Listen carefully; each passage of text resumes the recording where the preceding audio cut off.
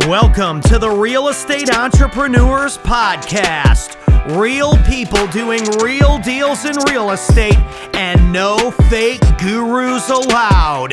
We bring you the best and the most real estate investors in the space. They'll be showing you the good, the bad, and the ugly of real estate investing. Like, share, subscribe, get notified. It's the Real Estate Entrepreneurs Podcast.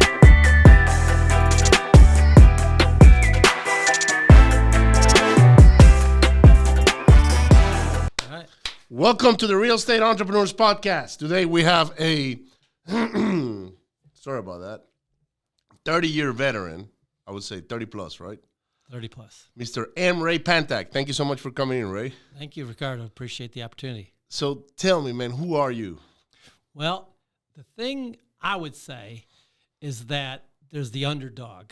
Right. And the underdog is somebody who has to overcome a few extra things. So I grew up in Michigan, and I grew up in, like many people have, an abusive family where my father had a bit of a temper, and when he lost his temper, it wasn't much, and the belt came out and the whipping came out, and that was it. That sort of influenced my attitude slightly early on, and I was introverted already.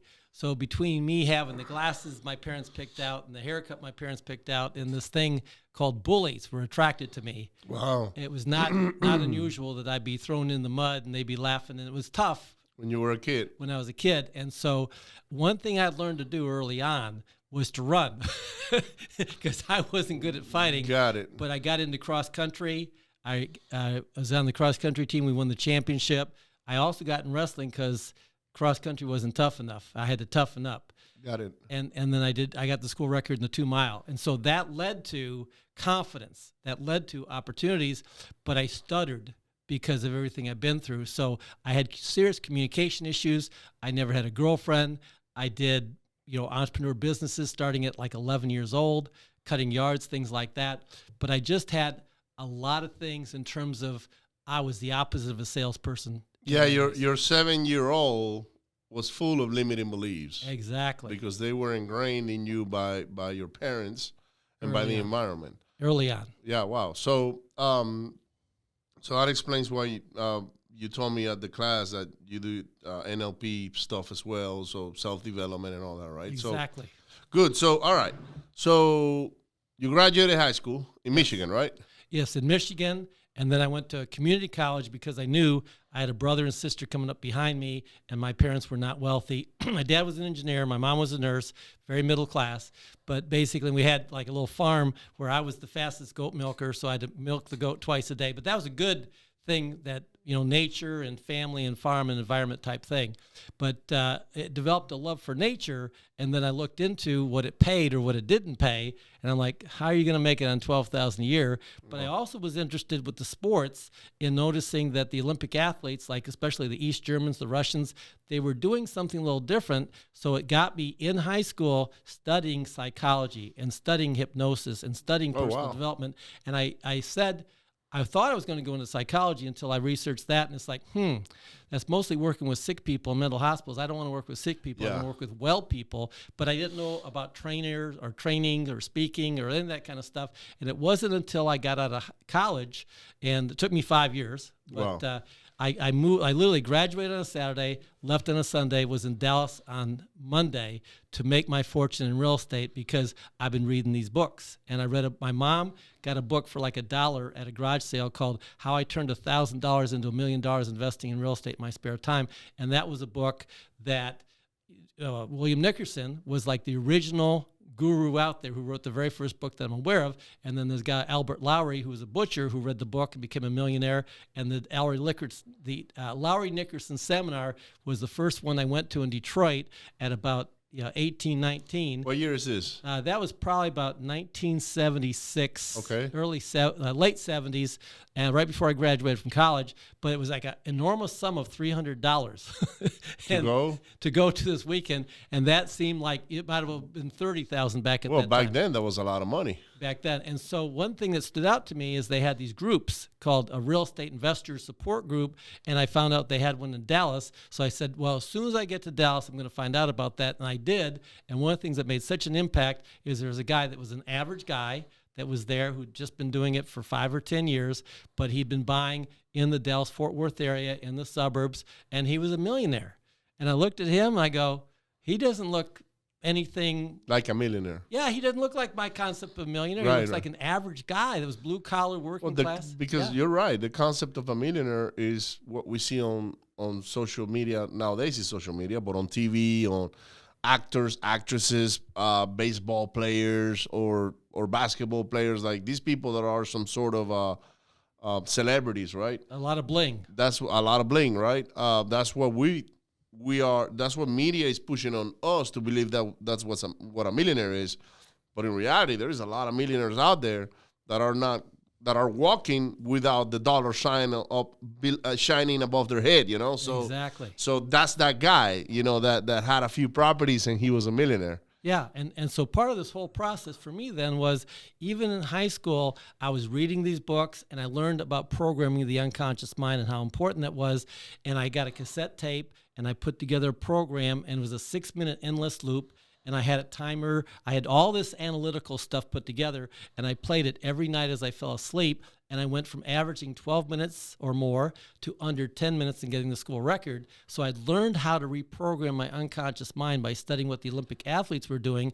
And then when I got out, it's funny how we'll do something successfully and then we'll forget. Yeah. And we won't do it again. So I got out of school, and because I had these issues with communication, I'd be eye to eye with somebody in Dallas for an interview, but I would get nervous and I'd turn away and I'd stutter and I did things, and then they wouldn't call me back. Wow, yeah. And so as a result of all this, I went through however many interviews, and I got discouraged, and I had to make some money. So I got a job as a security guard with a college degree in finance, working 11 o'clock at night till 7 o'clock in the morning, so I could avoid people and be in my comfort zone. Wow. And what I was comfortable with was books and reading. And somebody told me to read a book called See You at the Top by Zig Ziglar. Wow. And that was one of the very first books I read, that as a result of reading that book, I got thinking, oh, this guy's got cassette tapes too. So I went to the library because I had no money. I'm making $3.25 an hour minimum wage. But nobody was there. I was in a secure building downtown with heat and air conditioning and lighting, and I could get paid while I'm continuing to read, which was my comfort zone, because I wasn't comfortable talking to strangers or talking to people or doing any of those kind of things. Right. So, and this is after graduating college. I couldn't even interview for a job. I was that bad still. And so I read that book. I then listened to the tapes, and then the tape, it said recorded live in Dallas, Texas. And I thought, wow, maybe I could see this Zig Ziglar guy live. And they had the big rallies with the big conventions with all the different speakers. I'd never even knew such a thing existed. I went to the thing, and I came, and I had my book, and I had Zig Ziglar autograph that book. And wow. One other thing that happened is, not only was it amazing, I could meet a Zig Ziglar in person and shake his hand and talk to him eyeball to eyeball, but then he'd mentioned that he had a Christian fellowship at his church where he'd be speaking, and I could come to that. So I couldn't get enough. So I came to that, sitting there in the front row, and at the end of his presentation at the First Baptist downtown, he said he was doing a Christian fellowship at his home and who would like to come. I couldn't believe it. And here I am, from not knowing who he was to in a multimillionaire's home that's like, I don't know, 3,000-4,000 square feet. It was the Polo Club. It was, I'd never seen such a house. For someone like me, in my self-concept, to be in a home like that with a person like that was just friendly and down to earth and I could talk to, I thought, this was amazing. That changed my life. And he showed us where he wrote the book, and I met some other people. But that, you never know the slight edge. One little thing, one little opportunity of getting courage. And that's the thing, people listening to this, I want to say. You're a great guy. You're easy to talk to, but some people would be intimidated by someone like you. Absolutely, 100%. Yeah. Especially, I'm very outgoing, right? Yeah. So yeah. But you're very confident, and you're very powerful, and you're very dynamic. And the biggest thing that people need to do is they need to get on your list, and they need to make sure that when you have opportunities, they need to come to trainings. They need to meet people like you in person. That's part of the thing, is you have these big events and things like that, and they need to get over whatever fear and go to these events and meet the people and see you could be that too. Yeah, let me go back to Zig Ziglar a little bit. And yes, you're right. We have to get out there. And even myself, right, there's other people that are at higher levels, right, that I'm constantly reaching out to because I really want to learn from these guys how it is that they achieve those levels, Yes. right? And I did that last year, but I don't want to get too much into my deal. This is more about your story than mine. Zig Ziglar is somebody I wish I would have met. Unfortunately, he's no longer around because he got old, right? Right. But my dad used to listen to his tapes. Oh, wow. And I grew up in Venezuela. So, Yes, I know. Trying to come, see him, it was, impossible because, for us, coming to the U.S. was very expensive. Oh, yes. And, only rich people did that. Oh, yes. And we weren't rich by any means. We were middle class, trying to make it, basically. And I still listen to his material today. And, I got so many of his quotes in my head, but he's that one guy that if I could go back in time and meet him, it would be him. No, I cannot think of anybody else. It's Zig Ziglar because he's so ingrained in my subconscious mind because of my father, not because of me. Right. Because I never picked up his tape or I never chose to see. I would just think about my dad like he was crazy. I said, man, my dad is listening to these freaking tapes. He's got to be out of his freaking mind. Little did I know that thing was just going in my subconscious mind over and over and over and over. And especially, and I remember when my dad went from Zig Ziglar to Tony Robbins. Right. Then I said, okay, he lost it. Who the hell is this guy? Because his voice was different, very strong. Yes. And because Zig Ziglar has got a voice that is so soothing, soft but he speaks so well that there's no way you cannot understand this guy, right? Well, Tony's different. Tony's more like power and hitting you, So, but yeah, I'm so happy that you got to meet him because that to me, that would have been a freaking dream come true, honestly. And it just changed my life because I couldn't even conceive of something like that being possible, but I devoured personal development. I learned about goals. I learned about sales. I learned about attitude, motivation.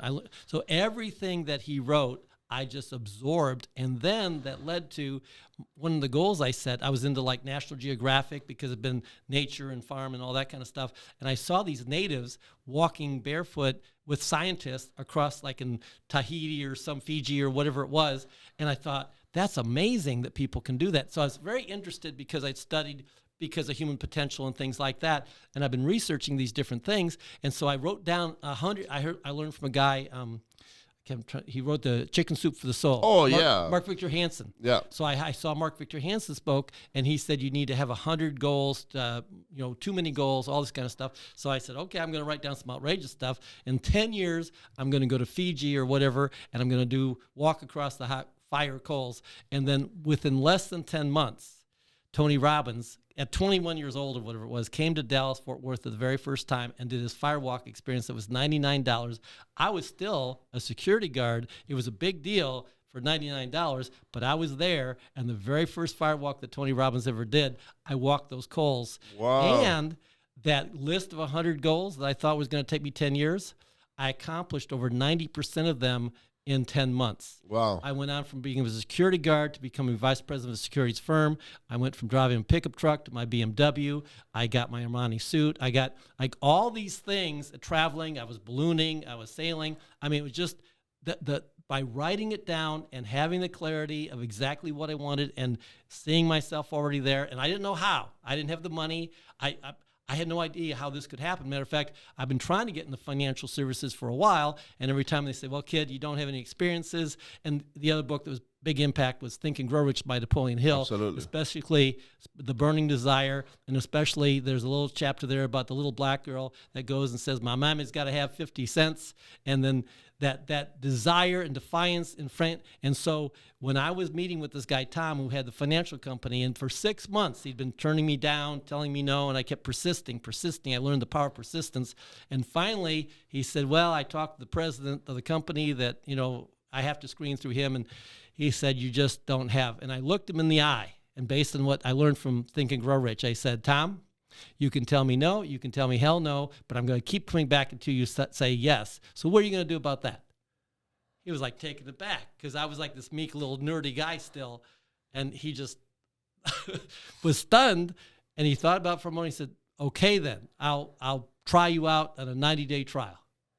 because again, I wouldn't take no for an answer. And I see so many people get discouraged, and I see so many people give up. And it's so important that you have to study this and you have to internalize this and the repetition. You know all this because I watch you, and I was so impressed when I saw you smudging the house, that one thing, because I study everything. I do it here too. Yeah. And people don't understand the importance of everything being energy. Yeah. And so that's why it's even like, how in the world could you walk barefoot across hot coals without burning? And my analytical, I'm just still this pain in the you-know-what analytical has to have proof. So I got across the coals okay, and then a little, whatever you call it, got on my top of my toe. Yeah. And I burned. That's the one that burned. Yeah, I got a burn on top, not on the bottom, because when you come across those coals, you're like in a trance, and you go wipe your feet on this moss, and they got a sprayer, and and you come literally, you're in a trance, and you come out of the trance.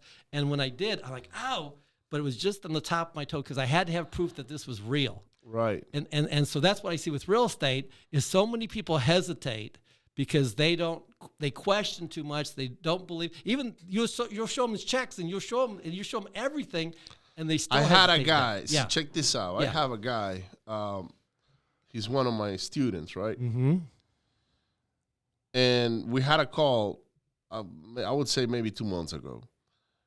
He already collected a check, so he already did a transaction. Mm-hmm. He's still questioning whether this works or not.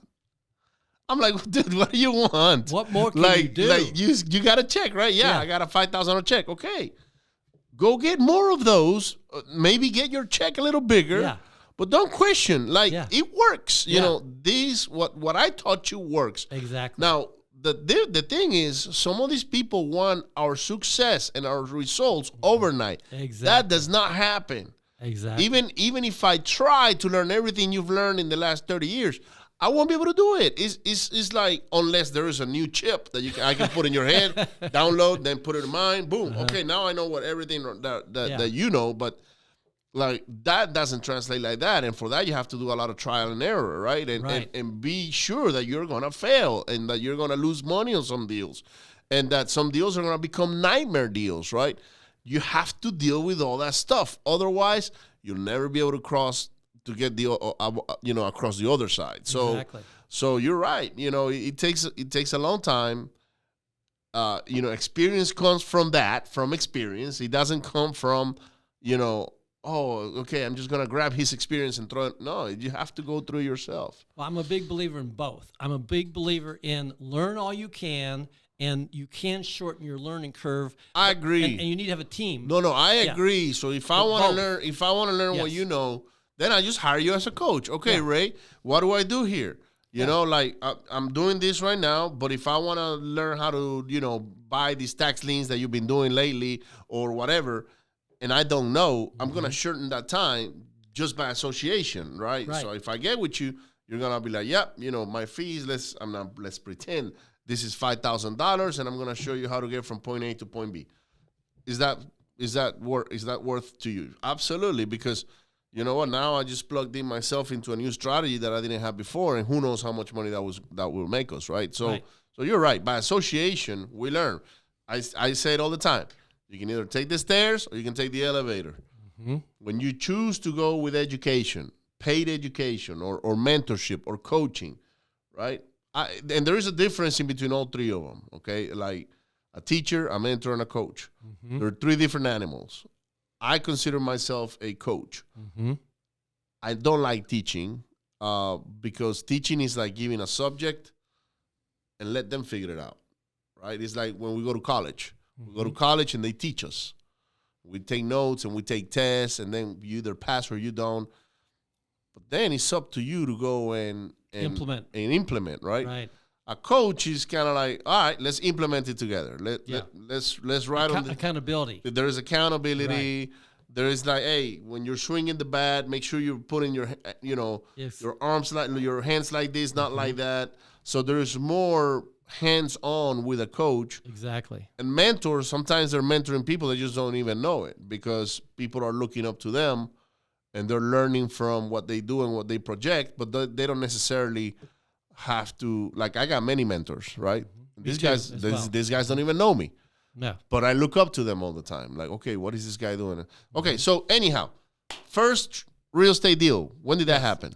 Well, I was in Dallas, and I was going to the local RIA group, and I'd mentioned that thing about that Lowry Nickerson, and I learned that Lowry Nickerson had started this group that then got sort of swallowed up by Robert Allen when he came along. So there's a whole series of these evolutions that ultimately became these RIA groups. Right. And so I found out about the one. I went to the one. I started studying everything I could. And the funny thing was, because I didn't know how much I didn't know, every month they had a different speaker and a different topic. And I didn't know there's all these different other areas and stuff. And they had the guy come in, and it's like, okay, would you like $10,000 a month passive income from apartments? It's like, well, who wouldn't? Well, it's only $1,000 in your credit card, and drink the Kool-Aid, run the back of the room. And I had to buy it. He's a good salesman. Right. And so I bought the course, and then somehow his presentation in that 90 minutes and the course and how to buy a $1 million apartment complex, they seem to want $250,000 cash. And I missed that part of where was I going to get this kind of money to buy this apartment complex. Right. But not to be disappointed,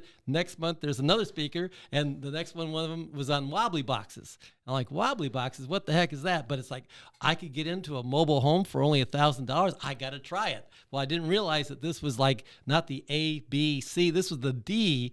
And so that part, a scary part of town, I went over there because, again, I was an action taker. Even in spite of my fear, I took action. And I'm there, and I'm looking around. I see this guy, and he's got, just like in the movies, the kind of hairstyle and the kind of belly with the shirt with the holes, and he's got the teeth, and he's got the chain and the tattoos and the whole everything.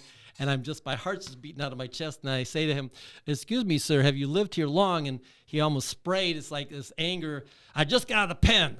And I'm like, "Pen? I mean, what? Oh, you mean like prison?" And so when I realized that that was some of the clientele there, I just bravely said, "And can I ask what you're in for?" "Armed robbery." I'm like, okay. And I think, well, maybe mobile homes aren't for me. Yeah. But again, another course. And I just, course after course after course, trying to find my way. I was lost. And then one day some guy comes and says, "Well, if you don't like people and you don't like tenants and contractors and all those headaches, there's this thing called paper." I'm like, "Paper? Oh, yeah, if you're analytical and financial, and this would be ideal for you." I go, "I may have found my thing. Paper, how does this work?" And I had to buy the course, had to leverage, my rent and everything else. And I'm calling the script, and the guy said, "Did you buy that course from the guy that just came through town? You're the third guy using the same script." I'm thinking, how is this ever going to work for me? But I learned to persist, and finally I got a guy, John, who was head local RIA, and in 5 years he'd gone from being like a manager for Foley's, one of these big department store chains, to full-time. But he bought in Oak Cliff, he bought in the low end, and he could deal with those kind of tenants in Section 8 and the different things like that. And he had that personality, and I learned very quickly that wasn't the right fit for me. But some guy came along, kind of puts his arm around you and says, "Oh, you're new. Perfect. You've never done a deal before. You know nothing. Perfect. But you got a job. You got credit. You can get a loan. Have I got a deal for you?" There's this duplex. I mean, it's a fourplex, converted duplex to fourplex in the hood. And you can get in with no money down because I've got control of everything here. And all I need to do is have you get this loan. It's like, okay. So I didn't know what I was doing still. I got this loan, and it was $60,000 for a fourplex. But I learned basic Spanish. Español, la renta, mañana. Yeah. Well, what do you mean, La Renta? I would go there Friday. By this point, I become vice president of a financial planning firm. I had my BMW when I was lucky enough on a Friday night to have a date. I'd say, no, it's not that dangerous here, but stay in the car with the doors locked where I can see you as I go knock, knock, knock. It's as if they all knew I was coming. Right. And they were all vámonos, right? And so nobody was there. When I collected the rent, I had to come back the next morning, and I learned another word, cerveza, Yeah. because there were empty cerveza bottles everywhere. And I had hair back then when I started, but that was a nightmare landlord experience that is the kind that would turn people off, because if I had time, I could go into all the horror stories of what happened. But bottom line is that $60,000 loan sold at foreclosure for $6,000. And when it did, I learned who that guy was, which was a guy more like you. And I'm thinking, now, I need to learn how to become that guy, not buying at the top and selling at the bottom. I need to learn how to buy at the bottom. I need to learn about foreclosures. I need to learn. There's so much I didn't know that I didn't know. Right. And then that led to now me getting better training with the people who did. And there was a couple, two attractive blondes, never hurts, from Florida. And they had the boot camp. It was like 2,000, 3,000, whatever. So I got their program. I applied their program. I did a foreclosure. I made my money back. And then they came a year later and talked about short sales. I ended up investing $20,000 over about 10 years with because everything they taught worked, and I kept learning. I ended up doing over 20 short sales and over $400,000 on that. And particularly here, there's one, I'm sure you've heard of a neighborhood called Oak Forest, which is high end. All the realtors 20 years ago told me, oh, it's too late. There's no deals. The builders are coming in, blah, blah, blah. I did my marketing campaign, consistent marketing. You and I both believe the consistent marketing. And so I did every single door in that neighborhood. And one day the phone rings and says, I see you buy and you'll do a short sale. And yeah, I said, where is it? Oak Forest. I said, Oak Forest, I'll be right there. So I negotiated a short sale. He owed about $150. I got it for $80. Did about 20 in rehab. Just did enough to keep it rental because I go to do a tear down. About 17 years later, I moved in for the last 2 years, and I sold it to a builder for about $300. Made about $200,000 tax free on that deal. So one of the things I like is tax free money and applying all the different rules. So over the years, absolutely, So you live here in Houston for a while. I used to live here in Houston for probably about 20 years, and there's a group that was called the Ridge Club that that was one of the reasons I actually moved here from Dallas, and I got on the board of directors, and then I became the guy that they had a focus group on different topics. And so when the organizer for the wholesaling stepped down, I thought to myself, now this would be a good opportunity because I've mastered the fundamentals of wholesaling, but ethical wholesaling. Right. And where you actually do your work. You've got reasonable comps with the disclosure, say, hey, your comps might be different and the repairs and everything else, but I really taught people to have a full package and don't expect the buyer to do your job. Have at least enough information that they can make a decision. Right. And you know, just all the basic fundamentals, but I was teaching this for free, if you were a member of the group, but I'd get 20, 40 people in the room, and I was there looking for the guy who had a deal who would then sell it to me, and that then evolved into somebody asking me if I would do some kind of coaching, mentoring, and I did that before back in Dallas, but for business owners and salespeople back in the 80s, and now it got into be the 90s, and I was doing real estate, so I just figured out how to find somebody who had no experience and teach them to find deals, bring them to me. I would negotiate the deal. I would structure the deal. They'd make $5,000, $7,000, $10,000, but I'd make $25,000 to $50,000 as the buyer on the deal. Got it. And you capture equity and many different ways, right? So when did you leave Houston? What year? Yeah. Well, literally, I sold my last property in Houston in 2019, December 2019. And I saw that the COVID thing was going to hit hard in the bigger cities, and I didn't want to be in lockdown. And I'd already begun studying about the tax liens and tax deeds, and I had some connections in Birmingham. So I thought, So I weighed, and I love being active and outdoors and things like that. And I couldn't believe that they were shutting down in Texas the ability to go on the river and go float down the river, which is one of the things I do in the summer pretty much every week. Right. And I'm like, they're shutting it down here, but Birmingham, they didn't. So that year, 2020, I moved to Birmingham, and I started doing things more virtual. I'm still doing things here, but I started doing things. That's what got states. you there. That's part of what got me there. And it's like, also, like, it was so funny because in March of 2020. To me, it's like, who the hell wants to go to Birmingham? Yeah. Well, and that's what I thought myself until there's mountains. I mean, it's even higher than the hill country. There's all kind of rivers. There's all kind of fishing. There's all kind of, I had no idea how beautiful it was and how many hills there was and how much I would go out every single week. I literally bought a kayak for the first time because I had a group that I was going with, and we on 4th of July we went tubing for like $10. Meanwhile, everything was still shut down back in Texas, and so I would come back and forth. But literally, I remember I couldn't come through Louisiana because they had this quarantine. I literally would drive around through Arkansas to come back to Texas, and so I was paying attention. But in March of 2020, when they had the whole big scare and lockdown and everything else, I thought, well, nobody's traveling. I'll get a good deal on a rental car. I got a rental car for $99 a week, unlimited miles, and I had it for like 8 weeks or something. And I went to like 10 states, and I was pursuing notes. And there was a group, everything went to Zoom. So I was on these group with notes, and I was working with people who were new. And I said, well, no problem. Have you seen it? Well, I'll go see it.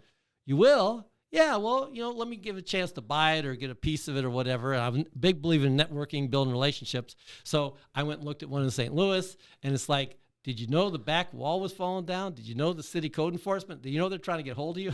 And I said, and I went to one in Kansas City. So there's certain markets that I was familiar with that I liked, and I was into either seller financing or buying notes, and I play both sides. And so the main teacher I learned from all that was a guy named Jimmy Napier, and Jimmy Napier wrote a fantastic book, Invest in Debt. And so between his book and then studying with him in person, I go, wow, there's this whole other world of passive income that I could have without having to have tenants, without having to have headaches. And so I just couldn't get enough, especially Texas is great for seller financing, and there's huge demand to buy those notes as well.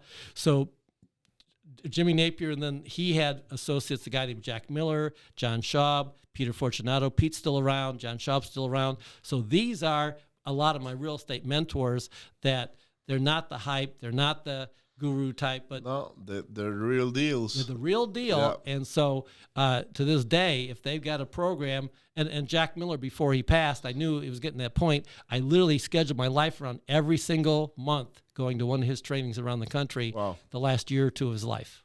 Wow. Yeah. Yeah, my friend Ray Sasser mentions every single one of those guys all the time. Well, Ray and I used to teach at the Ridge Club, and we would do the bus tour, and we did the bus tour. He was the expert on rehab. I was never quite as strong in rehab, but I was good at finding deals in the wholesale. So we have another guy that was the inspector guy, Kevin Smith, and so the three of us would be, and we'd each get the group, and I say, okay, that group go there. They go, here, come on out the street. Why are we going out in the street? Because that house is on the MLS, and it's not a deal. Oh, yeah, I'm thinking with those numbers. Well, we just had to have something for a demonstration, but I'll show you how to find a deal. Where are you going to do that? Here, let's look up down the street. See that vacant one? Let's go. What? Yeah, come on, hurry. And so we go, and the back door, it's unlocked. Is this okay? I don't see any no trespassing signs. Come on. Let's and we go find a house on the same street just a couple doors down that was vacant. I said, now, this is the deal that I would buy, and I would wholesale this. Now, it's too much rehab. So I wholesale. If it's minor rehab, get with me, we'll work together. And that's, again, how that started, where people, I would teach them, and they'd find a deal, bring it to me. They were scared, but I would be the rehabber and say, you could learn watching me doing the rehab. They go, oh.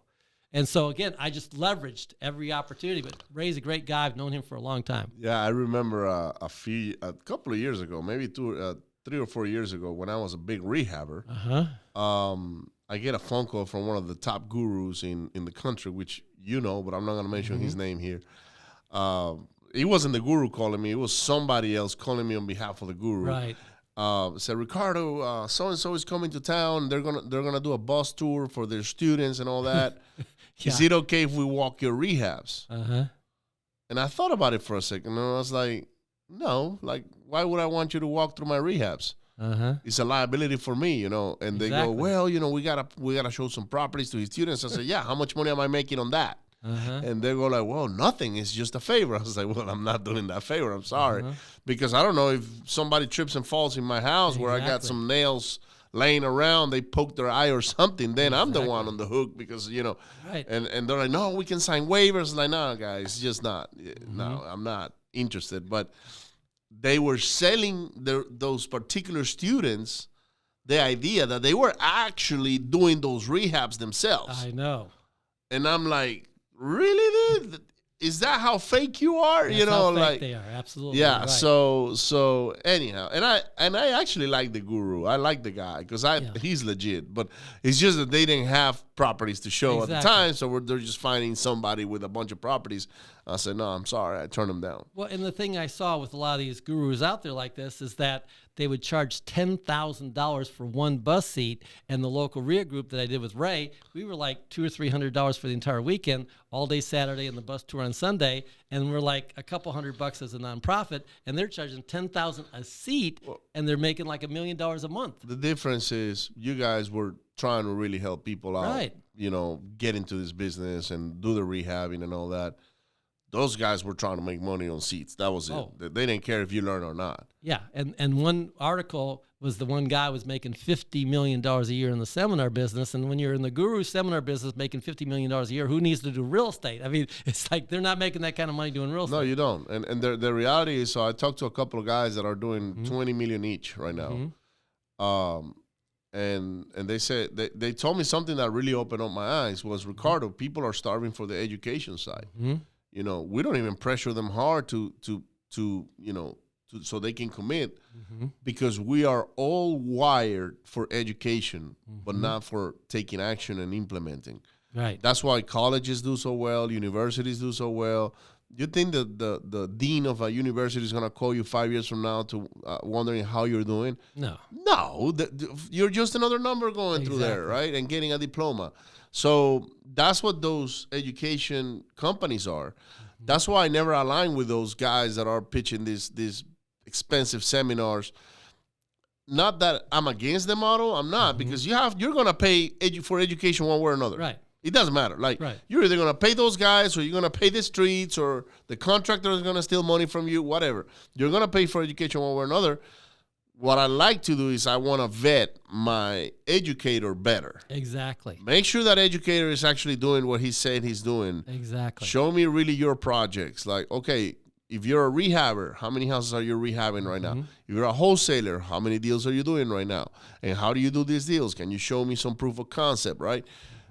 But a lot of those seminar companies, they're not. Right. They're just con artists. Well, it's a full-time job just traveling around the country from city to city. And I even saw one of the big, well-known ones out there. They would do Dallas. They would do Houston. They would get $500,000 Dallas, $500,000 Houston, $1 million for that weekend. And then they were on to the next two cities, and they were doing and I went to some of these, the 90-minute pitch, and I paid the $99 or $199 for the weekend because I want to be there. I thought nothing else, I'll network and meet some people. Right. But I actually went through the initial, and then it came down the time for the $25,000, $50,000, or your extra special platinum for $100,000.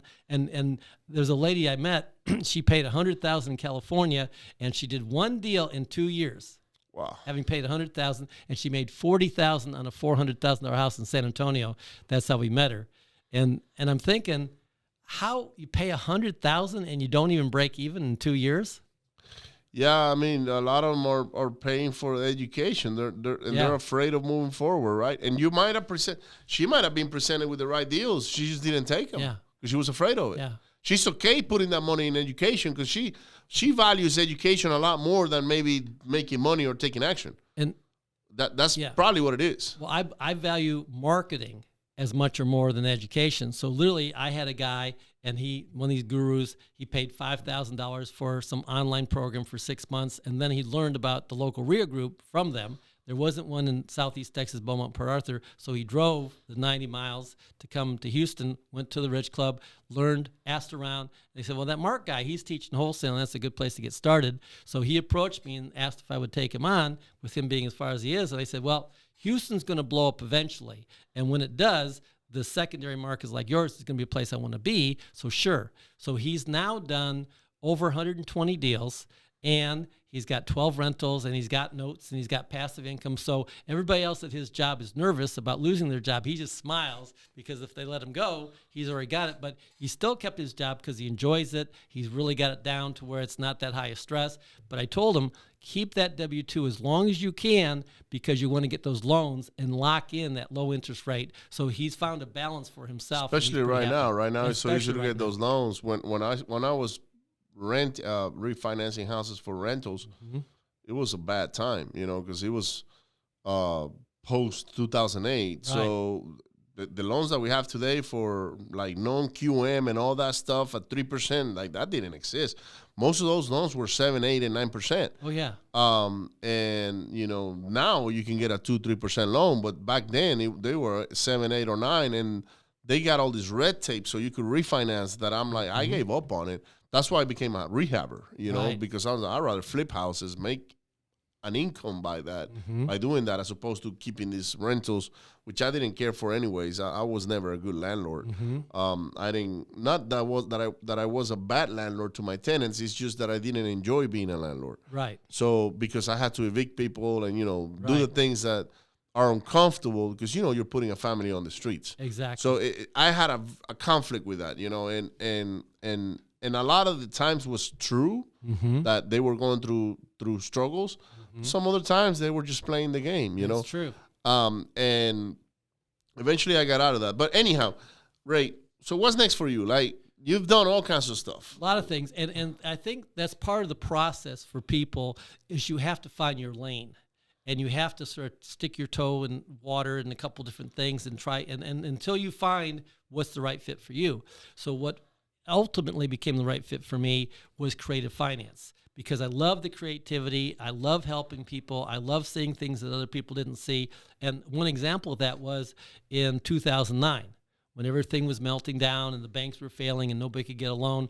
I had a client, and she, I'll never forget, just a quick example, because she had this website, and it was like the kind you buy that, everybody gets the same one.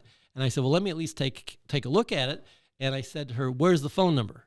She said, what phone number? I said, well, based on what you told me, the demographic that you're going after is an older person, and I'm becoming that older person, and that person wants to talk to a live person. So you need to do something to have a phone number on your website so that they can call and talk to a person. You're going to be, that one little thing will be a huge, as back to the coaching thing again about, so she did that, as I said, and within literally a week, she called me out screaming excited because she had a house over in Spring Branch.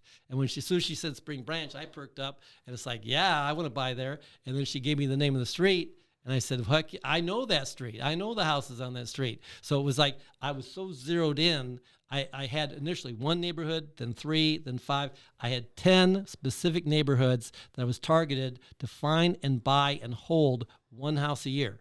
So one of those houses was in Oak Forest. One of those houses was actually a couple different neighborhoods in Spring Branch, because I could see what was happening south of Interstate 10 and how that was spilling over and how they're going to tear these houses down and do that. And so it was just an evolutionary process where I trained people who were scared, who didn't, and I said, all you got to do is find a house, find a motivated seller, bring it to me. I'll take it from there. You'll get to see the paperwork. You'll get to see everything. We'll do the walkthrough together and estimate repair. Everything we'll do hands-on, experiential, because I'm acting not as a guru as much as I am as a real estate investor, an active real estate investor buying the property you bring me. You'll make the 5 to 7 to 10,000. You got virtually no risk, but I'm looking to do. I'm going to deal with the tenants. I'm going to deal with the landlord. I'm going to deal. One other thing I learned from John Schaub was that if you buy a better house in a better area, you're going to get better tenants. And now you can pick and choose. And the thing I see a lot of people that had trouble is they would buy in an area that was all landlord property and all tenants who had the expert tenants. I would like to buy in mostly owner-occupied neighborhoods where there weren't as many tenants. And then that way I learned from a model that they taught me to get a good tenant who would stay 2 to 5 to 10 years. And it's like a golden handcuff type thing. So once I picked the right house, got the rehab done, got everything done right, then it was on autopilot. And people say to me, who manages your properties? I'd say, the tenants. They go, what do you mean? I go, well, they send me the payment and they send me a text. It's done. And I've got all these different properties. And then I evolved where I did Dallas, I did Houston. I started doing multiple cities because I got the model down, but I also got where I could pick up the phone and say, hey, Ricardo, I need to have you do this. So I learned how to do things virtual, but I started just in Texas. And then from there, I did one of my first wholesale deals virtual, never saw the house. I thought, wow, I could do this some more. So I just kept learning. And then I learned it was a smaller town, but even though there weren't cash buyers or investors for these small towns, there were people that were renting there that would be interested in buying. And so then I started evolving that, especially in Texas. There's all these I literally just had one in Trent, Texas, and this person said, would you buy in Trent? And I said, well, first question always is, where is it? And it's like, well, it's about 20, 30 minutes outside of Abilene. Oh, it's right off the interstate. Oh. And they were asking 15, and by the time I was done, I had it for $8,000 with $3,000 in seller finance and $5,000 in cash, and the seller finance was 0%, and just everything I do on that property. And it's worth. I mean, a house just sold that somebody else $80,000. Wow.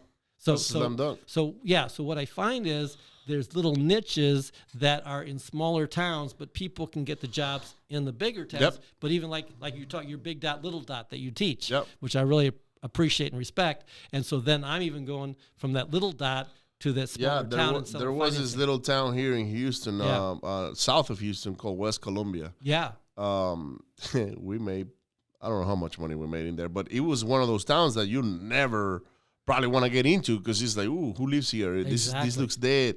And sure enough, people live there, but they commute to all these other areas because it's strategically well located. Exactly. So there's refineries within 30 minutes. There is all these plants. And so West Columbia, by the way, if you're already getting to West Columbia, you're late. But I'm pretty sure there's still deals going around. All right. So, But anyways, Ray, thank you so much for coming in, man. Yeah. We have to cut this one short, unfortunately, because I have another call right in 5 minutes, guys. Can So I have 30 seconds? One Yes. last thing. So now I buy houses, I do notes, I do apartments. I've got an apartment deal. By the time somebody hears this, it'll be done. But I'm still looking for more people interested in passive investing. And if you want to be a passive investor, I know how to find the deals. It's a 40-plus unit in San Antonio. So where people get in contact with you? Okay. The easiest way is going to be just go on Facebook at M Ray Pantak, Pantak.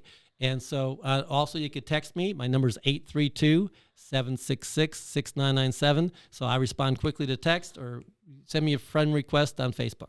Awesome. Thank you so much, Ray. Thank I you so appreciate much, you for Ricardo. coming in. Appreciate We'll it. have to do this again because you got so many stories, and I love to interview you possibly multiple times. yeah. So when you're back in town, just let me know. That way we can do this. But guys, don't forget Attend Growth, May 27, 28th, 2022. We're getting ready to release a lineup in the next couple of weeks. So actually, by the time you watch this podcast, the lineup had already been released. So I'm looking forward to see you there. Make sure you go get your tickets at attendgrowth.com. We have speakers from all over the country coming in and showing what it is that they do in real estate. There's no gimmicks. There's no, upsells or anything like that. We will be selling stuff because we got to make a living, but at the same time, nothing is hidden. Everything is pre-disclosed. We show all the cars up front, and we're going to have a lot of fun. In our last two masterminds, we had great times. You can check out some of the videos on our channel. We were hanging out on yachts. We went to clubs. We went to, who knows? I'm putting something together special for this next one, but I'm looking forward to see you there. Don't forget to hit share, like, and subscribe, and I'll see you again. Bye.